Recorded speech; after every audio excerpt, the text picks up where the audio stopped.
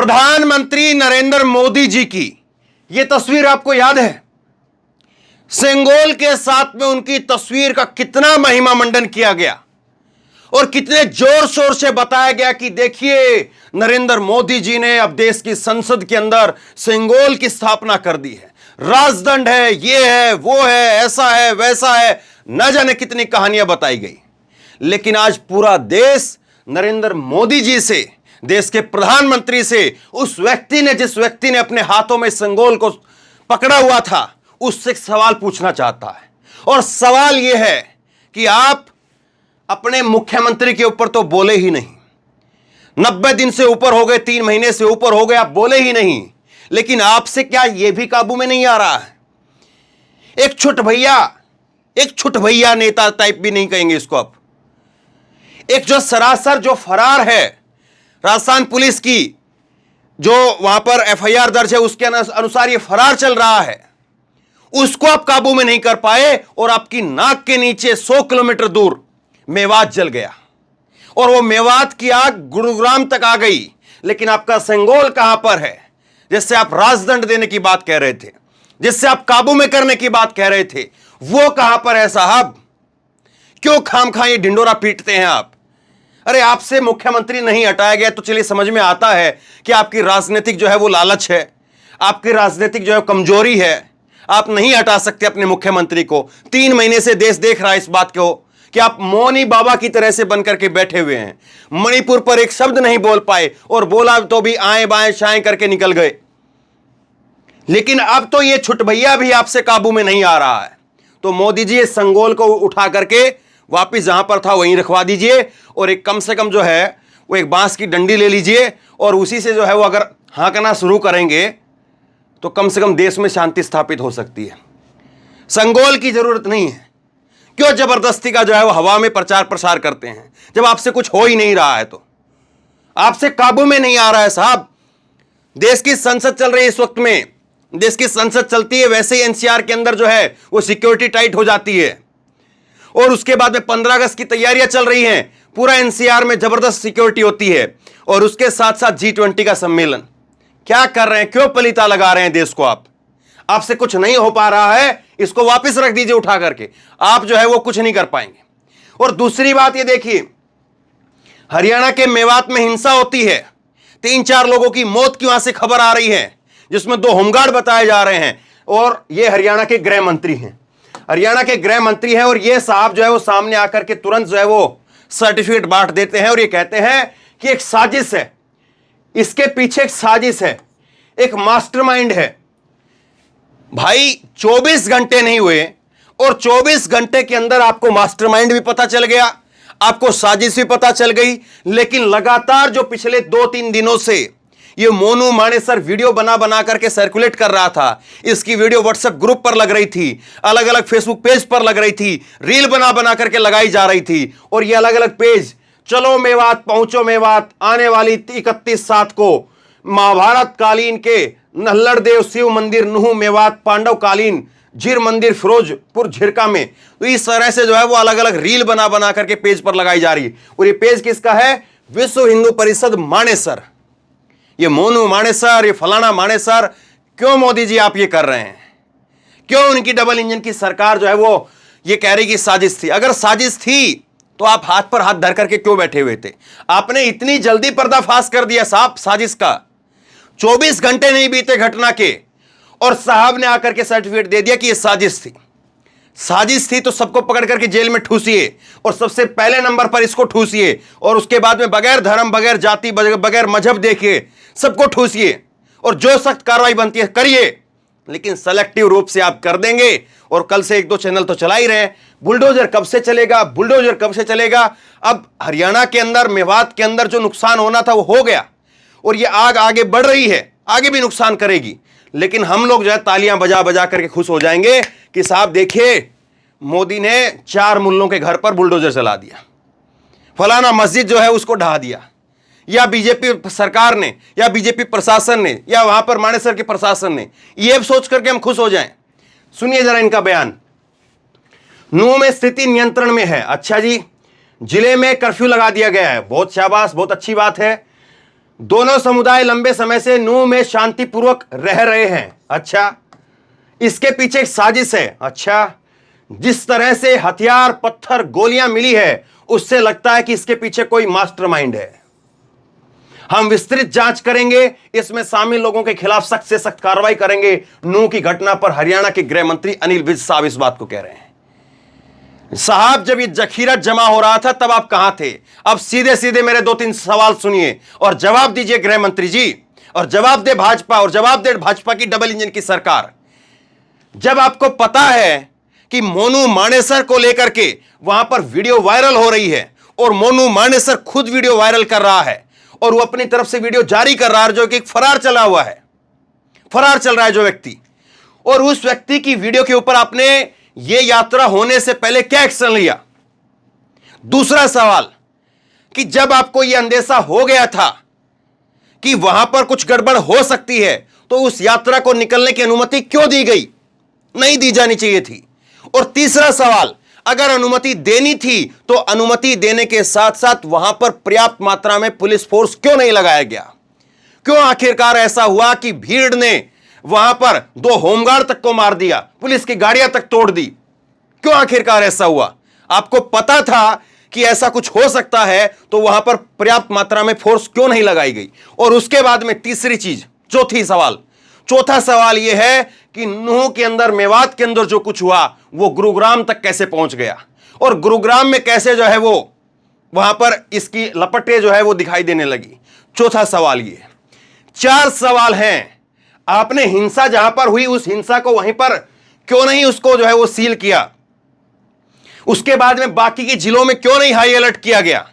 और अगर high alert था तो गुरुग्राम जैसी जो शहर है, गुरुग्राम जैसा जो जिला है, जो हरियाणा में सबसे ज्यादा टैक्स देता है जो जिला, और जिसमें इंटरनेशनल कंपनियों के हेडक्वार्टर हैं, उसको आप सुरक्षित नहीं रख पा रहे हैं, और फिर आप फलाना फलाना बात कह रहे हैं।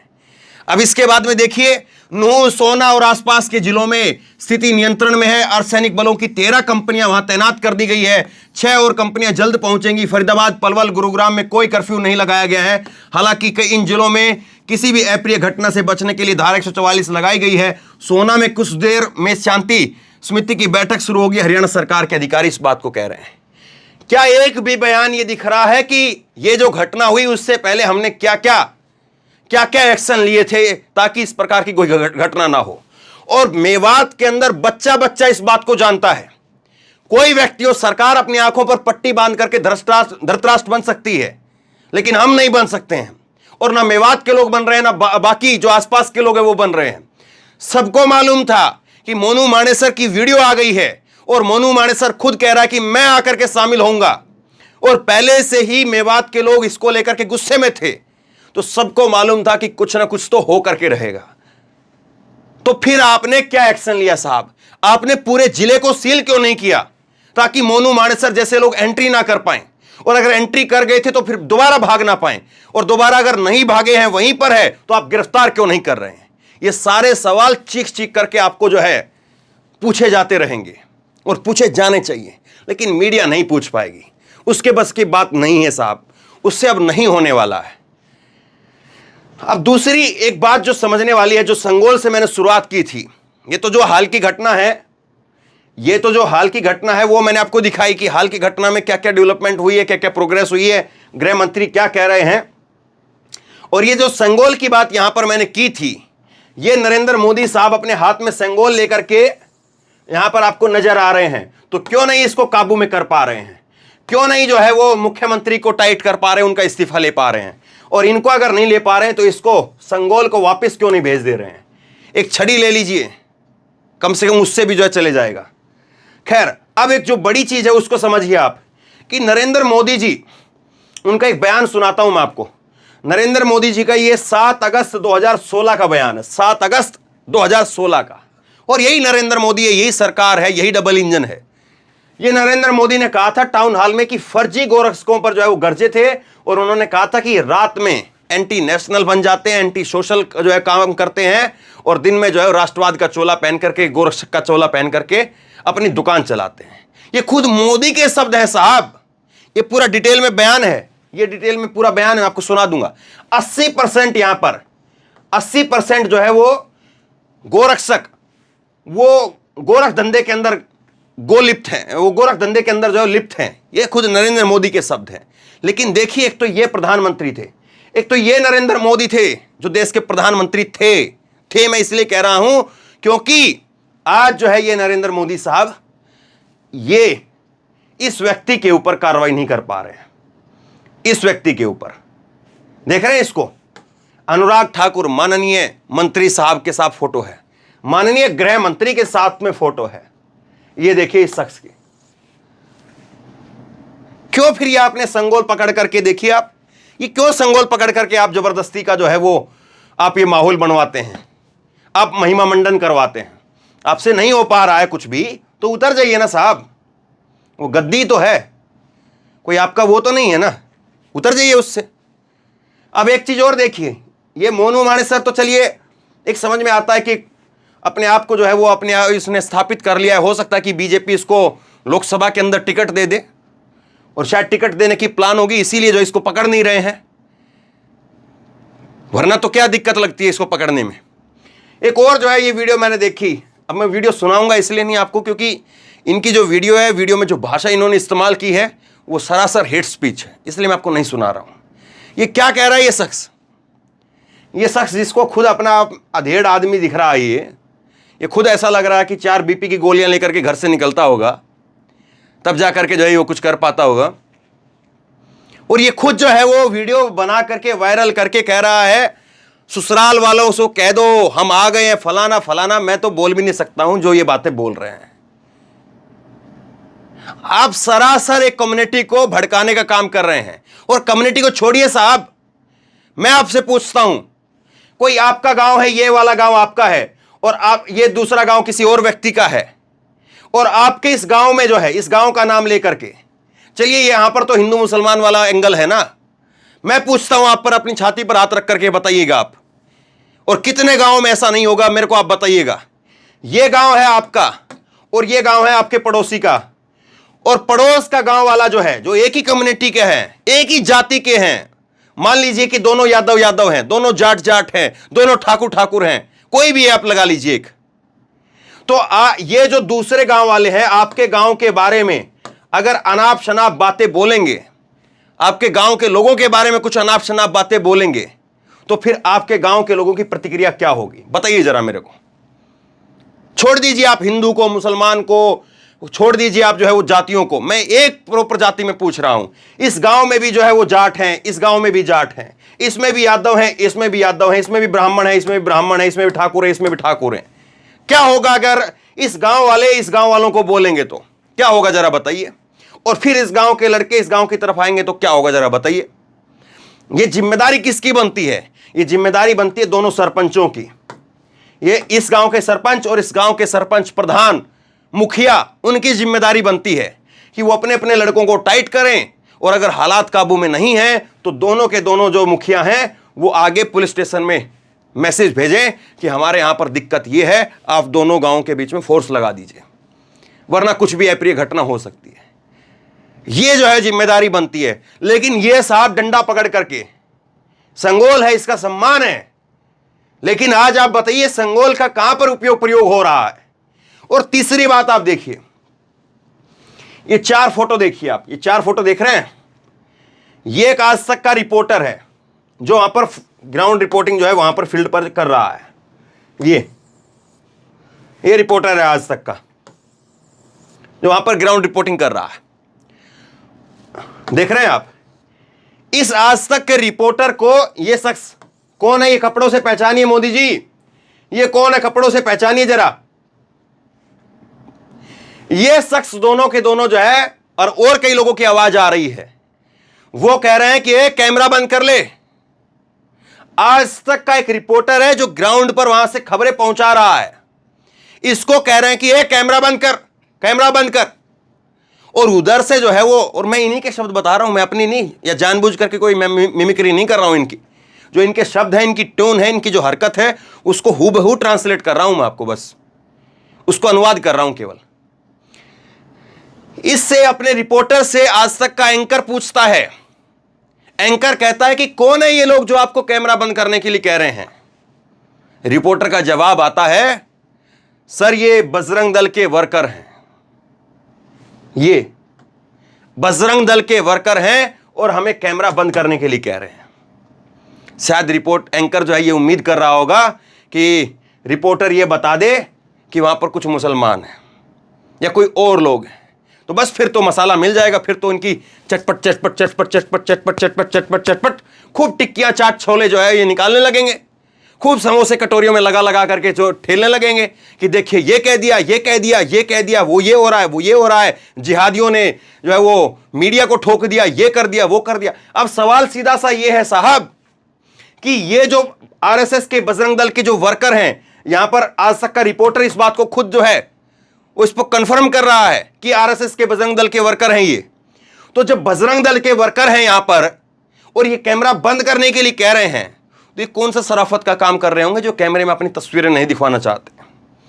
बस इतना सा सवाल।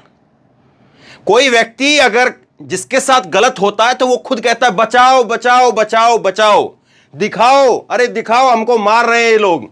वो व्यक्ति, पीड़ित व्यक्ति जो है, उसकी पहली सबसे पहली जो है वो गुहार यही होती है कि वो लोगों से बचाने की अपील करता है, मीडिया से कहता है कि दिखाओ मेरे को ये लोग मार रहे हैं। लेकिन ये लोग जो कह रहे हैं कि कैमरा बंद कर ले, ये वहां पर कौन सा भजन मंडल का काम कर रहे थे, कौन सा शोभा यात्रा में जो है शोभा बढ़ाने का काम कर रहे थे, ये ऐसा कौन सा काम कर रहे थे कि इनको मीडिया से, इनको कैमरे से डर लग रहा था। ये आज तक के रिपोर्टर ने वहां पर खुद किया है। और जरा ये भी कपड़ों से पहचानिए मोदी जी, पहचानिए मोदी साहब। देखिए मेरी तो नजरें भी कमजोर है, आपकी जो है वो अच्छी खासी नजर है, चश्मा उस्मा भी आपका बढ़िया टाइट वाला है। ये क्या है इनके हाथ में, देखिए साहब क्या है इनके हाथ में।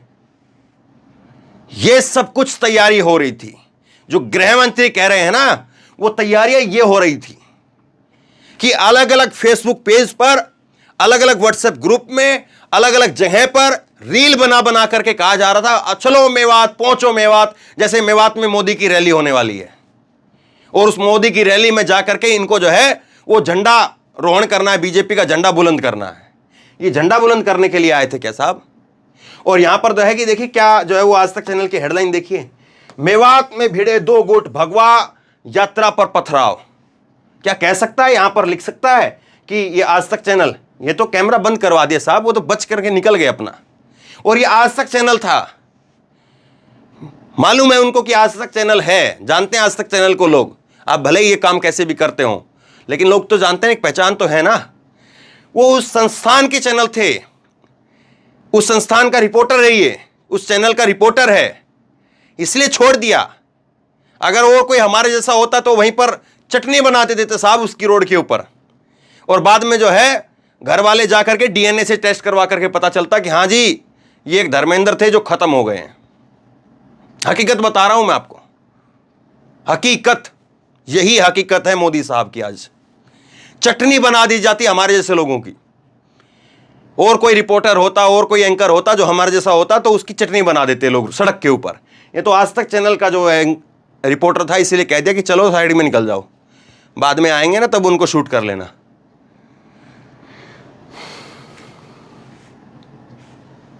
मोदी साहब आप देखिए कि आपका जो लेवल था वो कहां था और कहां से घिर करके कहां चला गया, और इसके लिए कौन जिम्मेदार है।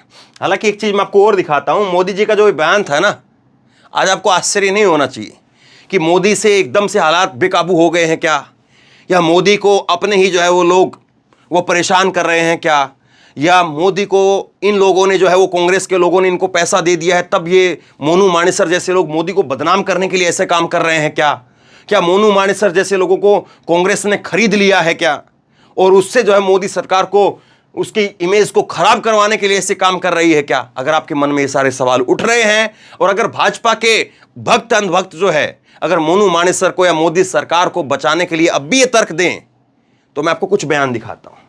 जब मोदी ने ये बयान दिया था तो उस वक्त में भी मोदी के उस बयान को नकार दिया था। यह अमर उजाला की खबर है, और हिंदू महासभा ने 7 अगस्त 2016 को, ये 7 अगस्त 2016 को, ये भी 7 अगस्त 2016 का बयान है और ये भी 7 अगस्त 2016 का बयान है। हिंदू महासभा प्रधानमंत्री मोदी पर भड़क उठी थी, और ये अमर उजाला की हेडलाइन है, मेरी नहीं है। पीएम मोदी ने गोरक्षकों को बताया गुंडा, भड़की हिंदू महासभा ने दी चेतावनी। प्रधानमंत्री को चेतावनी दी जा रही थी। आज ऐसा नहीं है कि मोनू मानेसर जैसे लोगों को कांग्रेस ने खरीद लिया है। दरअसल ये मोदी के काबू में कभी थे ही नहीं। इनको लग रहा था कि हम जो मोदी को कहेंगे मोदी वो करे, उससे फालतू ना करे, अपना दिमाग चलाए तो अपने पास रखे। ये मैं इनकी सोच बता रहा हूं, वरना प्रधानमंत्री पर हिंदू महासभा का भड़कना क्या बनता है। एक बयान और देख लीजिए, आरएसएस का बयान है 9 अगस्त 2016 का, 2 दिन बाद में जब प्रधानमंत्री नरेंद्र मोदी का बयान आता है, प्रधानमंत्री का बयान आता है, उसके 2 दिन बाद में आरएसएस का बयान है। पीएम नरेंद्र मोदी की इस टिप्पणी से, पीएम नरेंद्र मोदी को इस टिप्पणी से बचना चाहिए था कि 80% गोरक्षक फर्जी हैं। आरएसएस इस बात को कह रहा है। ये देखिए आरएसएस, ये यहां पर लिखा हुआ है। तो आज कोई कांग्रेस ने नहीं खरीदा है इनको, ये पहले से ही आजाद थे। केवल नरेंद्र मोदी ऐसा कह करके लोगों के बीच में अपनी छवि चमकाने का काम कर रहे थे, और आज वो सब कुछ जो है वो हवा में चला गया। एक बयान और देख लीजिए, हम मोदी के बयान से 80% गोरक्षक के बयान के फर्जी हैं को स्वीकार नहीं करते हैं। तो आज कोई ऐसा नहीं हुआ है कि ये लोग अचानक से मोदी से ऊपर हो गए।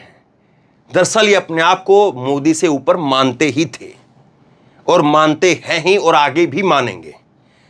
और कल को अगर योगी आदित्यनाथ, अगर कल को अमित शाह, अगर कल को फडणवीस, अगर कल को जो है वो गडकरी, राजनाथ सिंह, कोई बन जाए, इन जैसे लोगों को कोई काबू में नहीं कर पाएगा। क्यों? क्योंकि लगता है इनको यह है कि प्रधानमंत्री वो नहीं है, सरकार वो नहीं है, सरकार हम हैं, सरकार हमारी है, सरकार मेरी है। ये मोनू मानेसर जैसे लोगों को लगता है। और इसीलिए प्रधानमंत्री जी, आपका जो ये संगोल है, आपका ये संगोल जो है वो केवल दिखावा मात्र है। इससे आप कुछ नहीं कर पा रहे हैं, क्योंकि प्रधानमंत्री ये अपने आप को समझ रहे हैं, सरकार अपनी ये समझ रहे हैं, और आप केवल मौनी बाबा बन करके इसको देखते रहिए, इस तस्वीर पर जो है तालियां पीटते रहिए। आप केवल और केवल ये काम कर सकते हैं, इसके अलावा अब आपके पास में कोई चारा नहीं है। क्योंकि एक वक्त था आपके पास में, आपने उस वक्त में सही काम नहीं किया, इसलिए आज आपका काम आपके सामने है।